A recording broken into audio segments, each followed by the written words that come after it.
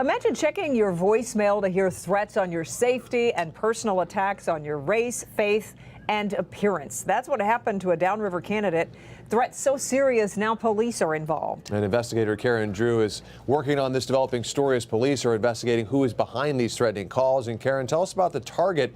She's actually a candidate in Taylor? Yeah, her name is Amira Garza. She's running for city treasurer in Taylor. She says she chose to run because of her background in financial backing. She wants to use that experience to do good in her community. Well, I listened to the messages, and I want to tell you, the caller swears so often that it made it really difficult for us to even find a part that we could air. But we do want to share this in case you might recognize the voice and you might be able to help police. Hey, fat you've said a lot of things about white people, huh? Fat fat.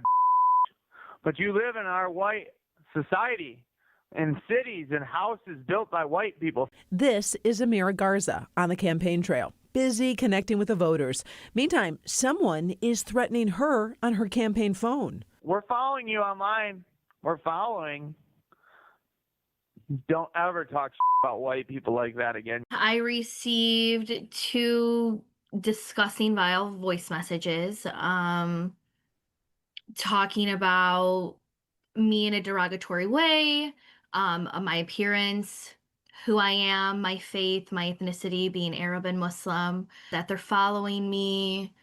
And it's just, sometimes you're at a loss of words. The investigators have learned that while these voicemails are new, the calls are actually part of a weeks-long ongoing investigation into similar issues. Garza says these threats won't disrupt her campaign. It's so sad because I'm trying to do good. I'm trying to put myself out there to do good, to serve the city that I live in. I'm more than qualified to run for this position. And so I figured the experience I would be bringing would be of value to the city. And so when I met with things like this, it's, it doesn't feel good, but I'm not going to let anyone intimidate me. Garza told us she hopes that somebody might recognize the caller's voice, let police know.